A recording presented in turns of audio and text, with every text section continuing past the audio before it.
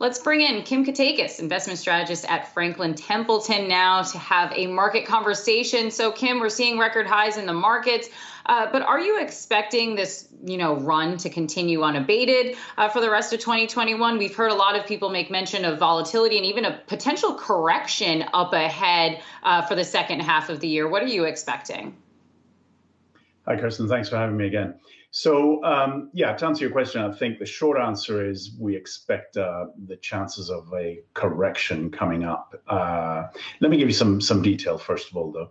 So we have a talented team of quant analysts at Franklin Templeton, and one of the things they're pointing out is that whilst the S&P 500 is hitting highs, all-time highs, the percentage of stocks that are above their 10-day moving average is falling.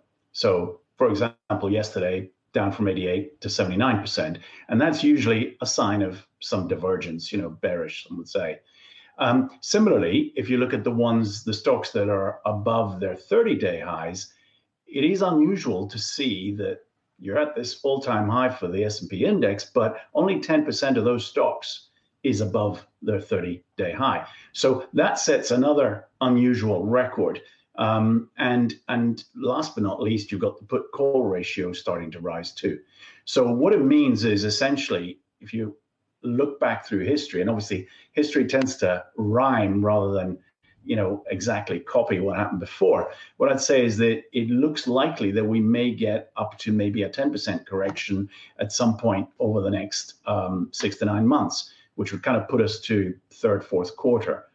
Having said that, over a 12-month period, in most cases, when these events are happening, market's actually higher. And if you have a bit of time, I've got another data point for you, and that is the ISM indices, the purchasing managers indices. So interestingly, whilst the manufacturing index is up high, it's maybe only the 6th time and goodness knows how many years it's up this level. But the non-manufacturing one has hit a record level. That's way above 60. So that is really, again, unusual. Now, in a sense, if Kim, we take a step back. I'm going to jump in there, Kim. When you're looking at these technicals, can you tell us what you think or what the technicals are showing you, which sector or sectors may push us into that 10% correction that you think we're going to be having in the next 6 to 9 months? Because we've seen that rotation continuing out of tech into value and cyclicals, although, of course, today that doesn't seem to be the case. But what are some of the sectors that might lead us there? Well, I think obviously, logically, the ones that are taking up the leadership now are the ones that you may see looking a bit more stretched if this continues. Now, I don't want to overdo this correction talk because 12 months from now, the likelihood is that these earnings are going to keep driving valuations up across the board. I think the interesting point is the narrowness of the market. So in terms of the leadership, I fully expect that once you've had that step change in comparison of earnings from last year to this year, then I would expect those stocks that have bounced the hardest, cyclicals, et cetera, will probably be the ones that will look toppy. So, Kim, I know that you're saying that we can expect some kind of correction up ahead, 10%.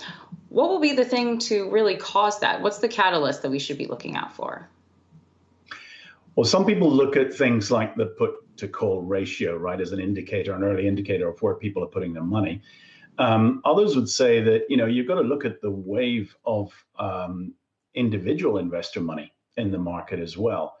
And I think there's no one thing that I would identify as being the trigger. However, I will point to a few factors that may well be the tipping points. So one of them would be if we saw a hiccup in the global growth expectations, and that may be triggered by more difficulties in getting the vaccination programs out, lack of confidence, loss of confidence there. Because right now it's really China and the US that are driving the expectations for global growth. Another area you've got to remember to fix on is the stimulus. And you've just had, Pete Buttigieg on talking about transportation and the infrastructure program. Any indication that may not come through is clearly going to make shake confidence too. All right, Kim Catechis, investment strategist at Franklin Templeton. Always great to have you with us.